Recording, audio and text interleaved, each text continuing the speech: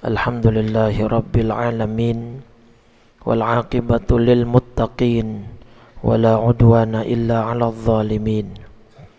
Wassalatu wassalamu ala ashrafil anbiya wa khatamil mursalin, sayyidina wa nabiyyina wa maulana Muhammadin wa ala alihi wa sahbihi ajma'in. Subhanaka la ilma lana illa ma 'allamtana innaka antal alimul hakim. Rabbi shrah li sadri wa yassir li amri wahlul 'uqdatam min lisani yafqahu qawli wa saddid lisani wahdi qalbi bihaqqi sayyidina Muhammadin sallallahu alaihi wasallam. Amma ba'du. Fa ya ayyuhal hadirun wal hadirat, segenap jamaah salat zuhur Masjid Al-Badar, Bapak Ibu, alhamdulillah siang ini Allah berikan kita nikmat iman Islam, panjang umur, dalam keadaan sehat walafiat, sehingga kita bisa melaksanakan kewajiban-kewajiban kita dari mulai salat zuhur berjamaah. Kita lanjutkan dengan thalabul ilmi, mudah-mudahan semuanya diterima oleh Allah Subhanahu wa taala. Salawat teriring salam tak lupa senantiasa kita curah limpahkan kepada junjungan kita baginda Nabi besar Muhammad sallallahu alaihi wa alihi wa sahbihi wasallam beserta seluruh keluarganya, para sahabat dan pengikutnya hingga yaumil qiyamah. Mudah-mudahan kita semua yang hadir kelak mendapat syafaat dari baginda Rasulullah sallallahu alaihi wasallam. Amin ya rabbal alamin. Hadirin hadirat rahimakumullah, ketahuilah bahwa duduknya kita di majelis ilmu ini setelah Bapak Ibu bekerja dari pagi tadi, itu implementasi daripada ayat ke-7 surat 94 surat Al-Insyirah. Allah berfirman, fa idza faraghta fansab. Memang banyak versi tafsiran dari ayat ini. Di antara yang populer dari Ibnu Abbas misalnya, yang dimaksud dari ayat ini, maka apabila engkau telah selesai dari melaksanakan sholat, maka tetaplah bekerja keras untuk urusan yang lain. Maksudnya zikir dan doa. Nah, ini pun tadi kita lakukan. Tapi ada versi tafsiran lain bahwa ayat ini maksudnya adalah fa idza faraghta, ketika kamu telah selesai dari satu urusan. Nah, ini maksudnya urusan dunia, ya, fansab, maka teruslah bekerja keras untuk urusan akhirat. Nah, jadi duduknya teman-teman Bapak Ibu di sini setelah tadi bekerja dari pagi sampai siang ini, kemudian kita sempatkan untuk duduk hadir di majelis ilmu dan sholat zuhur berjamaah tadi. Nah, ini merupakan implementasi dari ayat 7 surat Al-Insyirah. Maka penting kiranya untuk mengimbangi kedua kebutuhan kita ini. Kita butuh dunia untuk sebagai kebutuhan present kita saat ini, dan kita butuh untuk keperluan akhirat kita sebagai bekal untuk kita nanti ketika menghadap kepada Allah Subhanahu wa taala. Maka siang ini kita akan mengintip tentang kematian, ya. Di dalam satu hadis hasan di dalam kitab Jami'us Shahih karya Syekh Nasiruddin Al-Albani, ada satu hadis yang beliau kutip dari Al-Bazzar dan riwayat Anas bin Malik. Kata Nabi, aksiru zikra hadhimil lazzat. Kata Nabi, perbanyaklah oleh kalian mengingat hal yang bisa memusnahkan atau menghabiskan kelezatan dunia. Apa itu? Al-maut. Jadi ini perintah dari Nabi, anjuran, banyak-banyaklah mengingat hal yang bisa menghancurkan kelezatan dunia. Apa? Kematian. Berarti simpelnya banyak-banyaklah mengingat mati, kan gitu. Dan sebenarnya hadis-hadis riwayat Muslim, Bukhari, Tirmidzi banyak tentang pengingat kematian ini gitu ya. Tetapi kenapa saya mengutipnya dari kitab Jami' As-Sahih ini yang diriwayatkan oleh Imam Al-Bazzar? Karena di hadis ini Nabi memberikan semacam faedah atau manfaat atau alasan kenapa sih kita harus mengingat banyak mati gitu. Kan kita hidupnya sekarang di dunia, kita butuh kebutuhan dunia dari mulai sandang, pangan, papan dan lain sebagainya. Kenapa disuruh untuk banyak mengingat mati? Nah, itu pun ternyata baliknya untuk kehidupan kita juga di sini, Pak. Karena kata Nabi, fa innahu lam yadhkurhu ahadun fi dhiqin minal 'aishi illa wasa'ahu alaihi wala dzakarahu fi sa'atin illa dhayyaqaha alaihi. Jadi ada dua manfaat. Kata Nabi, pertama, tidaklah seorang mengingat banyak mati dan posisi dia dalam keadaan susah, misalnya dalam keadaan di bawah, dalam keadaan sempit urusan dunia, rizki sedang seret, kerjaan mungkin belum dapat, ditimpa ujian sakit dan lain sebagainya. Nah, dia mengingat mati itu, maka dengan dia mengingat mati saat posisi dia di bawah, dia tidak gampang putus asa karena Allah akan memberikan kelapangan di dalam dadanya. Oh, dia mikir, sesakit-sakitnya saya sekarang, semenderitanya sekarang, toh nanti juga saya bakal meninggal dunia. Sesulitnya saya sekarang, sesusahnya sekarang, saya nggak punya uang, nggak punya ini, nggak punya itu, toh juga nanti ini akan berakhir. Jadi faedahnya di situ, Pak. Ketika dia meninggal, toh ini akan berakhir. Jadi dia akan mendapatkan semacam secercah harapan dan semangat hidup, sehingga tidak putus asa. Karena salah satu pintu setan itu paling demen ngebikin orang putus asa, Pak. Dan dampak terparahnya ketika dia sudah putus asa, apa? Bunuh diri. Ketika sudah bunuh diri, tertawalah setan karena berhasil membuat tipu daya. Nah, kalau dia mengingat mati dalam keadaan senang, lapang, rezeki ada, pekerjaan tetap, rumah bagus, semua sehat dan lain sebagainya. Nah, kemudian apa manfaat dia mengingat mati dalam posisi seperti itu? Dhayyaqaha alaih. Allah akan persempit. Persempit apa? Rasa di dalam hatinya tidak akan kemudian berlebihan sehingga tidak menjadi takabur dan sombong. Oh, jabatan saya tinggi nih. Oh, gaji saya besar nih. Oh, pengaruh saya luas nih. Dia di atas lah pokoknya. Tapi dia ingat mati. Fir'aun saja juga pada akhirnya akan selesai kekuasaannya. Tha'labah saja atau Qarun saja yang kayanya luar biasa juga selesai, nggak dibawa ke alam kuburnya. Nah, sehingga dia tidak menjadi apa? Takabur, tidak menjadi sombong, tidak menjadi berlebihan dalam merespon keadaan lapang yang Allah berikan. Itu fungsinya, Pak.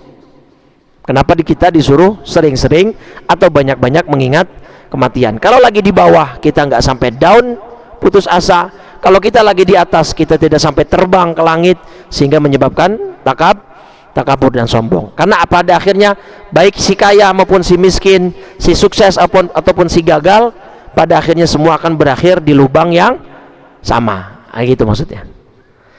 Bukan berarti mengingat kematian terus menyebabkan kerjaannya jadi males-malesan, bukan ya.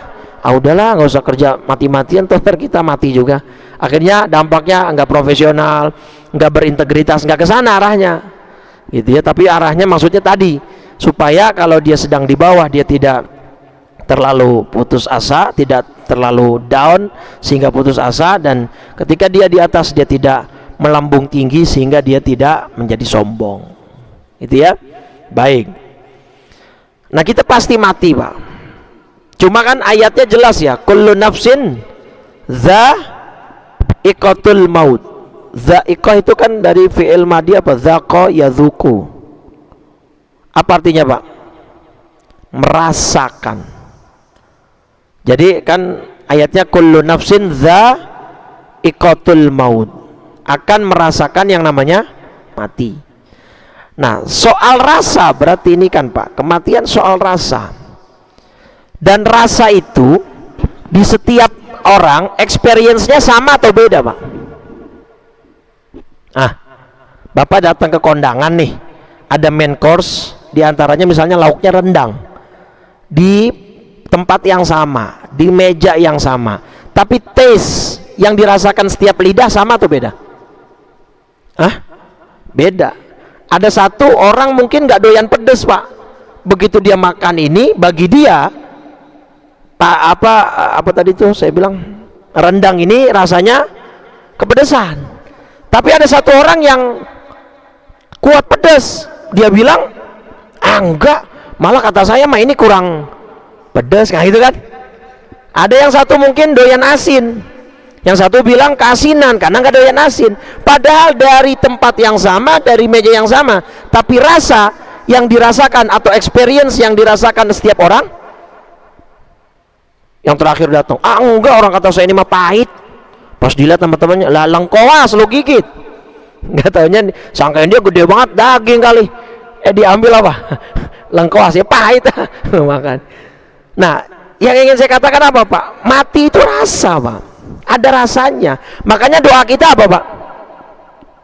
Allahumma hawwin alaina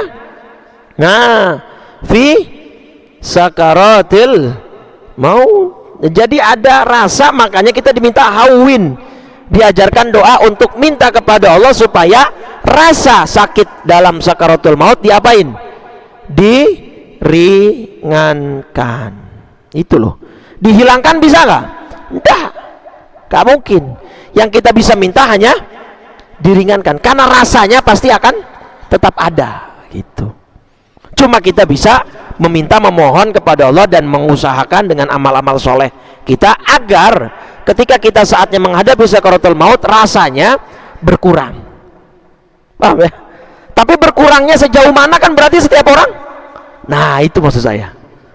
Dapat poinnya ya? Setiap orang akan berbeda Pak. Seperti tadi masakan di kondangan itu, mungkin satu masakan tapi karena lidahnya berbeda ya. Orang juga ketika menghadapi mati sama, akan berbeda karena amal kita berbeda, ibadah kita berbeda levelnya. Betul nggak? Nah, kita pengennya serendah mungkin rasa itu yang kita rasakan. Karena ada riwayat nih Pak dalam kitab Tambihul Ghafilin.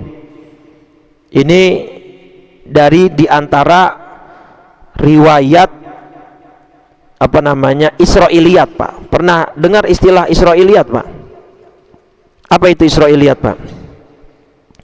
Israiliyat itu adalah kisah yang diriwayatkan dari Bani Israil ya. Namanya Israiliyat. Jadi kisah-kisah yang bersumber dari bangsa Israel, dari Bani Israel. Bukan bangsa Israel yang sekarang ya. Bani Israel, ya, Bani Israel. Nah, ini Nabi sendiri yang bilang Pak, kalau ada kisah dari Bani Israel atau yang disebut Israiliyat, riwayatnya 3 respon kita Pak: terima, tolak, dan no comment, artinya diamkan. Kapan kita bisa terima kisah dari Bani Israel? Kalau sudah verified by Nabi. Ya, sudah diverifikasi oleh Nabi langsung. Ditolak saat tidak ada saat ada penolakan dari Nabi. Sudah diverifikasi juga, tapi diverifikasi bahwa ini adalah tidak bisa diterima. Jadi sudah ada pengecekan juga dari Nabi, ya, sudah dicek oleh Nabi. Nah, didiamkan kalau tidak ada keterangan dari Nabi, terima atau tolak gitu. Nah, ini yang ingin saya sampaikan. Ini Nabi ngomong nggak ya di Tambihul Ghafilin hadis nomor 18. Hadithu an Bani Israil wala haraj.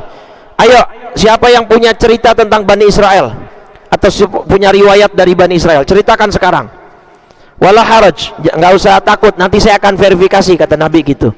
Fa innahu qad kana fihimul ajib, karena cerita-cerita dari riwayat Bani Israel ini banyak yang aneh-aneh gitu Pak. Banyak yang unik-unik. ceritakan, nanti saya akan verifikasi, saya akan filter, kata Nabi, mana yang bisa diterima, mana yang tidak. Nah, kemudian ada satu orang yang cerita, dan kemudian cerita ini diverifikasi oleh Nabi. Singkatnya gini Pak, hadisnya panjang. Ada sekelompok Bani Israel ya Rasul, yang saya dengar dulu keluar ke sebuah TPU. Apa TPU? Kober kalau kata orang Betawi, tempat pemakaman umum, ke kuburan. Ngapain? Sebagian dari mereka da'una rabbana hatta yukhrij lana ba'dal mauta. Yuk kita doa rame-rame di kuburan ini supaya Allah membangkitkan salah satu dari kuburan yang ada di sini. Jadi dia, Bani Israel ini minta supaya Allah membangkitkan apa? Ya, membangkitkan orang yang ada di kubur situ. Mudah nggak bagi Allah? Ya sangat mudahnya. Ashabul Kahfi, Nabi Uzair, Allah matikan 100 tahun, kemudian keledainya Allah hidupkan setelah jadi tulang belulang dan lain sebagainya. Ternyata benar Pak, dibangkitkan satu sama Allah, gitu kan. Ditanya, apa yang kalian inginkan? Kata orang yang bangkit dari kubur ini, laqad muttu, kami mau tahu rasanya sakit dalam menghadapi sakaratul maut itu kayak apa. Nah, ngomong dia nih Pak yang bangkit tadi, laqad muttu mundzu tis'ina sana au mi'ata sana. Saya sudah mati 100 tahun yang lalu. Tapi kata dia, fama dhahabat mararatul mauti minni hatta ka'annahul an. Tapi rasa dari sakitnya sakaratul maut belum bisa saya lupakan, sampai seakan-akan saya seperti baru mati kemarin. Padahal matinya sudah 100 tahun yang lalu. Nah, ini diantara hadis atau Israiliyat yang dikonfirmasi oleh Nabi, dan ternyata seperti itu rasa sakaratul maut Pak. Ya, jadi walhasil semoga, makanya jangan bosan tuh doa, Allahumma hawwin alaina fi sakaratil maut. Sekarang saya akan bahas satu hadis panjang sekali dari Musnad Imam Ahmad bin Hanbal. Musnad Imam Ahmad bin Hanbal ini di nomor hadis 185.000 atau 18.534, 18.534 di dalam Musnad Ahmad. Panjang sekali Pak ininya, apa hadisnya. Tapi langsung saya buatkan bagan saja begini. Ini tentang proses kematian Pak yang akan kita hadapi. Bahwa kata Nabi dalam hadis tadi panjang itu, orang mukmin dan orang kafir akan menghadapi proses yang mirip-mirip. Cuman bedanya nanti ada di beberapa poin saja. Jadi Pak, ketika orang beriman itu akan dicabut nyawanya, yang datang pertama itu bukan malaikat maut Pak, tapi malaikat dengan jumlah yang sangat amat banyak. Mereka membawa ma'humul kafan wa hanut minal jannah. Mereka bawa kain kafan dan parfum dari surga. Sejumlah apa atau sebanyak apa jumlah malaikat yang datang ini, mereka yamudunal basar, sejauh mata memandang nggak akan kelihatan ujungnya dari saking banyaknya malaikat yang datang. Cuma yang ngelihat nggak semua. Yang lihat siapa? Cuma orang yang mau meninggal aja, calon jenazahnya. Makanya kalau orang Betawi dulu, ada beberapa cerita yang saya dapat dari orang tua saya dulu. Ada orang mau meninggal itu, misalnya meninggal siang, paginya tuh ngomong, Neng, lu lihat itu di pintu kayaknya ada tamu banyak banget. Suka ada cerita begitu Pak, nggak tahu Bapak dapat apa enggak. Pas dibuka sama anaknya kagak ada orang Pak. Nah, ini mungkin ya, saya tidak bilang pasti, mungkin penjelasannya dari hadis ini, bahwa muncul malaikat yang jumlahnya sangat banyak, yamuduna maddal basar, sejauh mata memandang. Ini orang nggak ngelihat ujungnya dari saking banyaknya. Nah, kemudian baru datang malaikat maut. Nah, di riwayat hadisnya itu inda ra'sihi. Malaikat maut posisinya di mana? Kepalanya Pak. Pernah punya pengalaman nggak nemenin orang dari mulai masih ada sampai habis? Pernah? Saya udah pernah. Itu yang dingin duluan bagian apa Pak? Kaki. ya kan? Kemudian naik ke atas karena memang mencabutnya dari kepala. Nah, ketika dicabut itu sebenarnya malaikat maut sudah pelan banget, Pak. Untuk orang beriman loh ya. Ini ada privilege khusus nih. Malaikat Israel nyabutnya itu pelan, tapi tetap berasa. Tapi tidak sekasar kalau ke orang yang tidak beriman gitu ya. Nah, setelah selesai berpisah antara roh dengan jasad, roh ini dikemanain, Pak? Diserahkan ke malaikat yang banyak tadi, dibungkus dengan kain kafan dari surga dan dipercikan minyak wangi dari surga gitu. Dibawa kemana rohnya? Ila sama'id dunya, lari ke langit dunia. Dibawa dari mulai langit pertama nih, udah disambut sama penjaga langit pertama. Ma hadhihi ruh al-thayyibah. Dalam redaksi hadis Ahmadnya itu begitu. Malaikat, kalian bawa siapa ini? Kok ruhnya wangi sekali yang kalian bawa? Tuh. Kan dijawab sama malaikat, ini ruh jamaah Masjid Al-Badr. Tuh. Amin. Ruhnya wangi, Pak. Dibukain pintu, dibawa ke langit kedua, ketiga. Kita diajakin tur, Pak, keliling tuh, kelilingin langit. Sementara jasad kita lagi diapain? Jasad kita lagi diapain berarti? Lagi ditangisin, lagi disemayamkan, lagi diinepin, lagi diurusin. Itu tuh posisinya di situ.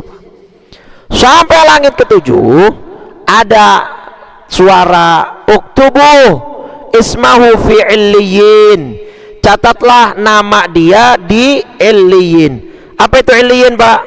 Wa ma adraka ma illiyun, kitabum markum yashhaduhul muqarrabun. Nah, innal abrara lafi na'im. Nih, tahukah kalian apa itu illiyin?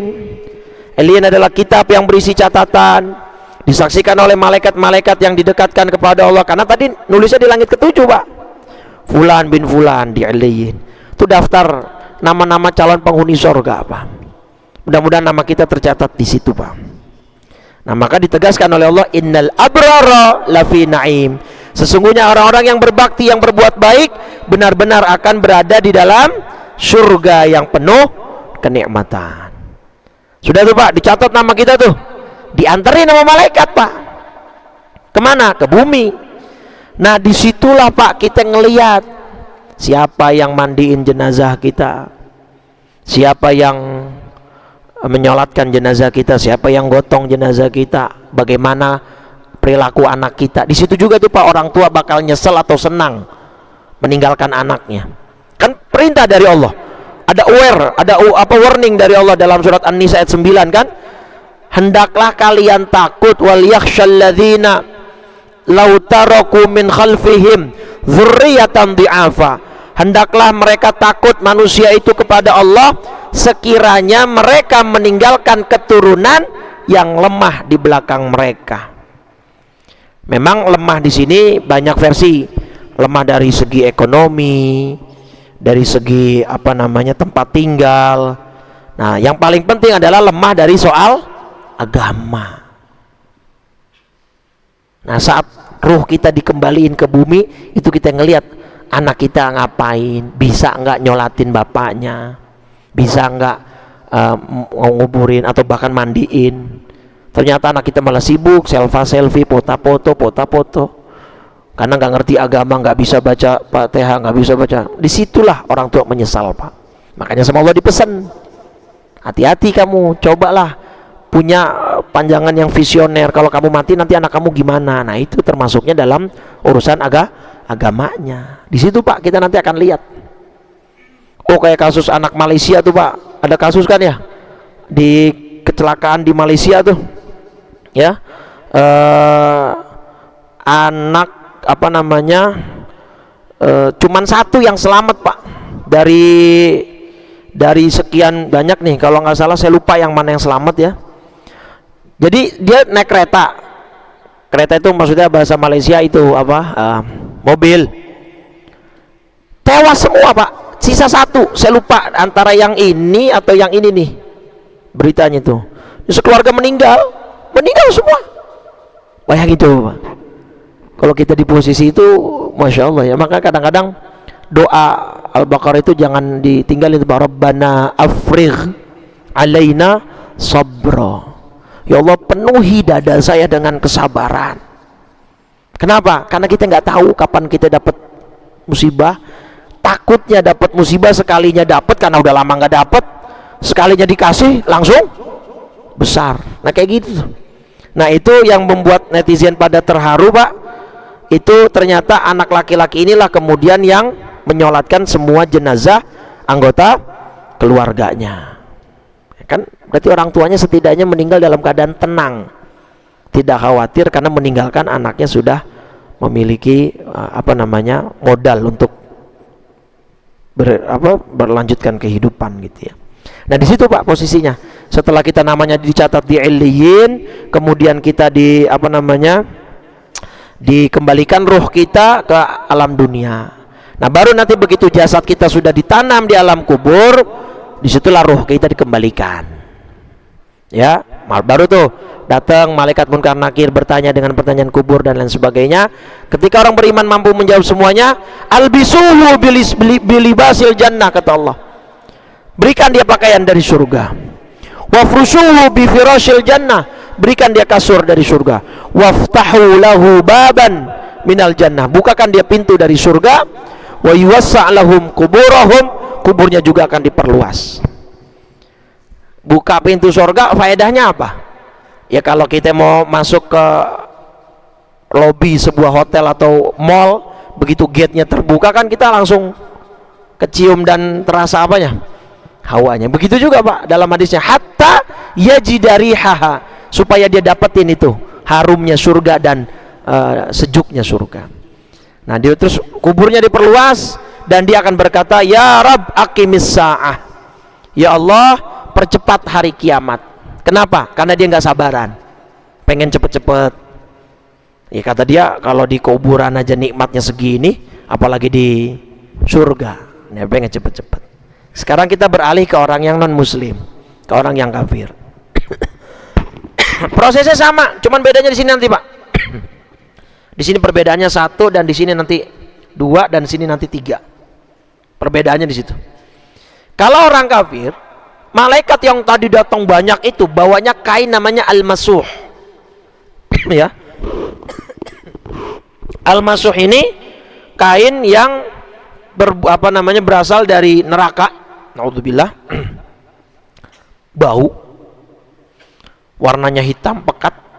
Nah, begitu malaikat maut. Nah, malaikat perbedaannya ini lagi. Ketika nanti tadi yang dicabut orang beriman kan pelan-pelan malaikat maut. Tapi kalau orang non muslim, orang kafir itu nariknya, kalau orang Betawi bilang dibetot Pak, ngerti gak dibetot? Langsung pek gitu.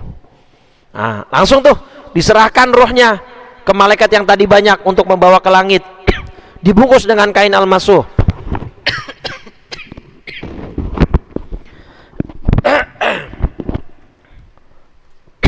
Tiba-tiba gatel begini.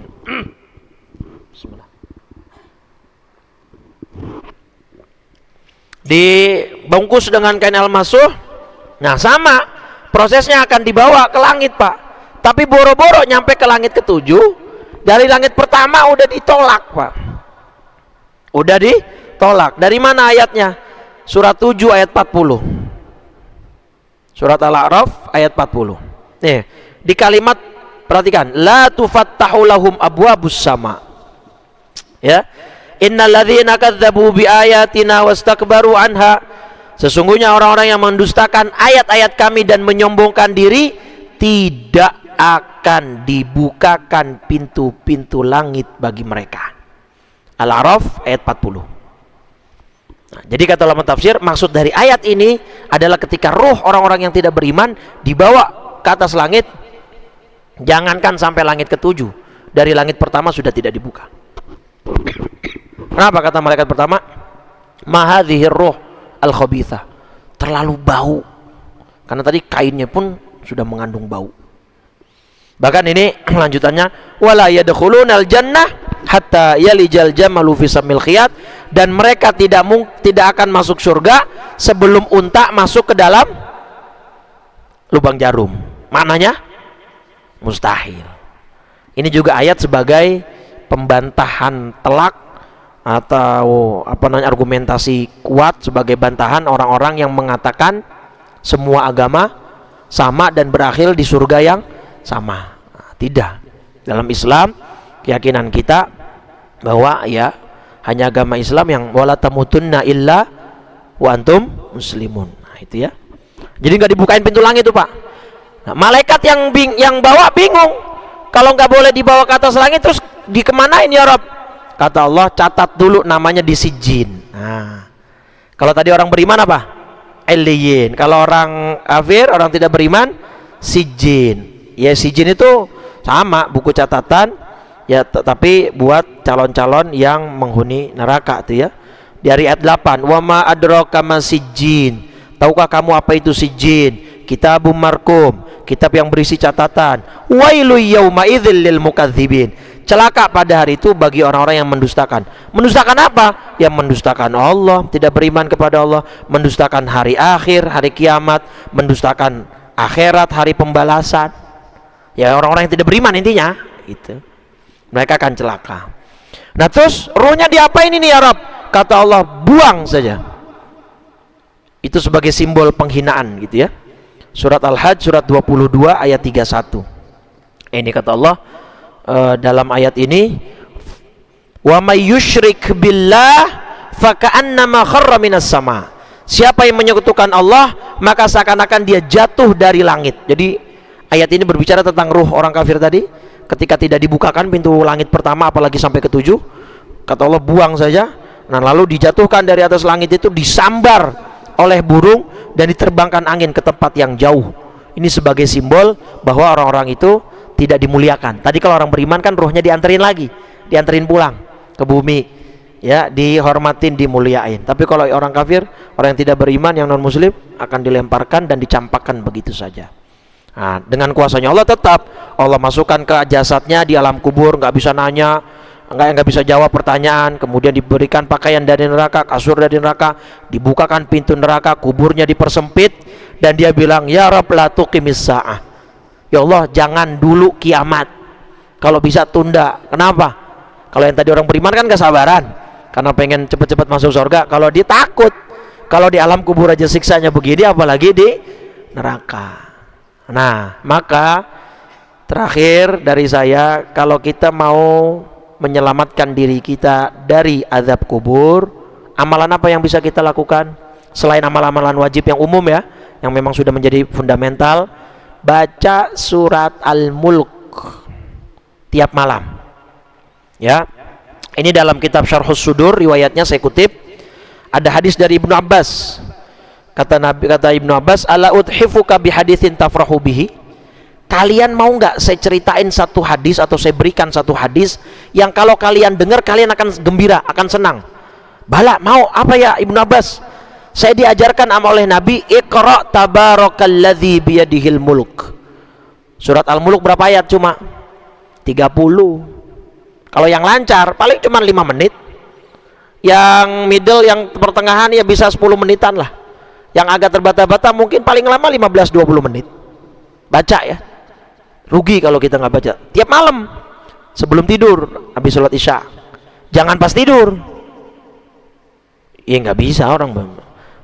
Masa soleh banget ya ngigonya baca Quran gitu sebelum tidur, Pak.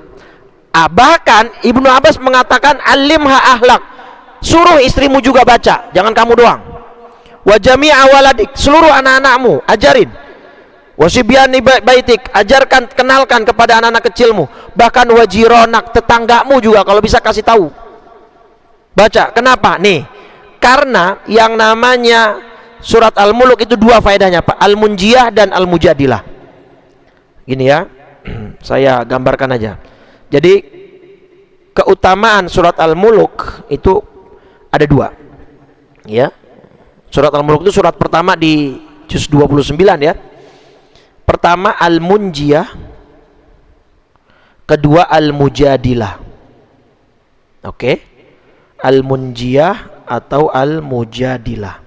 Al-Munjiyah itu kalau diartikan penyelamat, Al-Mujadilah itu artinya pendebat. Pendebat atau pembela lah. Apa maksudnya? Kita baca lagi hadisnya. Ya. Tukhasimu yaumal qiyamati inda rabbiha liqari'iha. Al-Mujadilah itu maksudnya dia akan membela orang yang lazim baca surat Al-Muluk ketika di Yaumil Mizan atau di pengadilan agama. Jadi ibarat kita mau diadili, kita udah menyewa jasa lawyer Pak, pengacara. Nah, yang namanya lawyer, chance atau kans menangnya 100% enggak?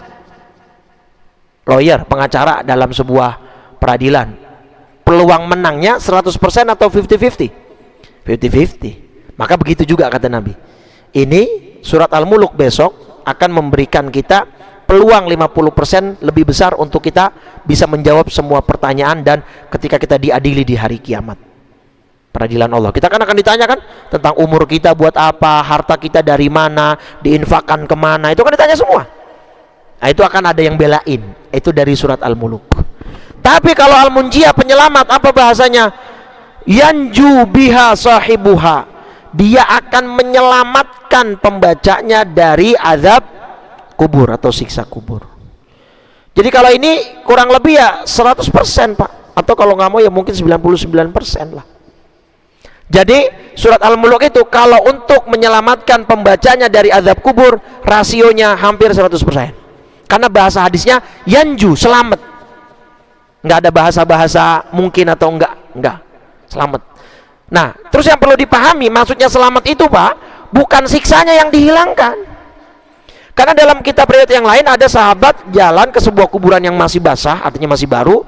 Yakhruju minhu kilabun sauda, keluar dari kuburan itu anjing-anjing hitam. Apa kata Nabi? Ini orang harusnya digigit oleh anjing-anjing itu sebagai azab dia, tapi ada penghalang, dinding antara dia dengan anjing tersebut. Nah, itulah dari surat Al-Muluk. Bukan siksanya yang dihilangkan, paham nggak Pak? Beda ya konsepnya ya. Ancamannya tetap ada kalau memang dia memang berhak mendapat azab. Ancamannya tetap ada. Tapi karena dia baca Al-Muluk diselamatin. Kan kalimat menyelamatkan berarti kan ancaman potensi bahayanya tetap ada gitu kan.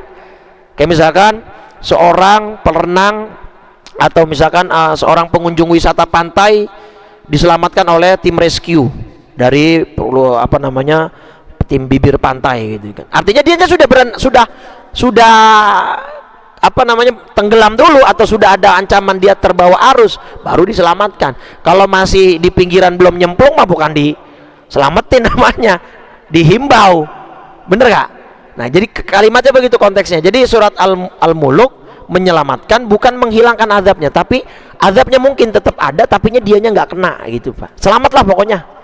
Nah, maka rugi kalau ada orang tidak mengamalkan surat Al-Muluk ini, supaya kita ketika nanti meninggal dunia di alam kubur kita terbebas dari azab neraka. Nah, kalau di akhirat, di pengadilan akhirat, kita kaya-kaya punya pengacara tadi. Ya memang belum pasti menang 100%, tapi at least sudah ada yang bantuin, ngebelain. Begitu. Jelas ya? Baik. Saya kira itu yang bisa kita ambil hikmahnya, bahwa jangan lupa kita semua pasti mati, dan setiap kematian itu ada rasanya. Maka jangan hanya fokus untuk hidup enak ya, fokuslah juga untuk supaya matinya ya, kalaupun dibilang enak juga enggak, tapi setidaknya tadi rasa sakitnya berkurang gitu ya. Makanya kita doa hawwin alaina fi sakaratil maut, karena itu tidak bisa dihilangkan. Dengan apa? Terus istiqomah, lazim ibadah, karena kita juga punya kebutuhan untuk di akhirat kita Pak. Jangan hanya fokus ke dunia. Tadi fa iza faraghta fansab, kalau sudah selesai dari urusan dunia, tetap bekerja keras untuk urusan akhirat. Ambil bagian kita untuk akhirat kita. Mudah-mudahan Allah istiqomahkan kita semua. Dan terakhir tadi, ajarkan keluarga Anda untuk mulai sekarang tiap malam baca surat Al-Muluk, cuma 30 ayat, antara 5 sampai 15-20 menit ya. Itu tapi fadilahnya dan keutamanya, keuntungannya akan kembali ke kita sendiri pada satu saat kita akan membutuhkannya. Mudah-mudahan Allah berikan kita taufik dan hidayahnya terus. Amin ya rabbal alamin. Kita tutup dengan 3 kali kalimat tauhid dan doa kafaratul majlis. Afdalu ma qultuhu ana wan nabiyuna min qabli, la ilaha illallah, la ilaha illallah, la ilaha illallah Muhammadur Rasulullah sallallahu alaihi wasallam kalimatu haqqin 'alaiha nahya wa 'alaiha namut wa biha nub'atsu insyaallah taala minal aminin. Bismillahirrahmanirrahim. Alhamdulillahirabbil alamin. Allahumma shalli ala sayidina Muhammad wa ala alihi wa sahbihi ajma'in. Allahumma inna nas'alukal huda wat tuqa wal afafa wal ghina. Allahumma inna nas'aluka salamatan fid dini wad dunya wal akhirah wa afiyatan fil jasad wa ziyadatan fil ilm wa barakatan fil rizq wa taubatan qabla al maut wa rahmatan wa syahadatan 'inda al maut wa maghfiratan ba'da al maut. Allahumma hawwin alaina ya Allah fi sakaratil maut wan najata minan nar wal afwa 'indal hisab. Rabbana atina fid dunya hasanah wa fil akhirati hasanah wa qina adzaban nar. Sallallahu ala sayidina Muhammadin wa ala alihi wa sahbihi wa sallam. Walhamdulillahi rabbil alamin. Subhanakallahumma wa bihamdika asyhadu an la ilaha illa anta astaghfiruka wa atubu ilaik. Kurang lebih dari saya mohon maaf. Ba'diyah jangan lupa bagi yang belum. Walafu minkum. Assalamualaikum warahmatullahi wabarakatuh.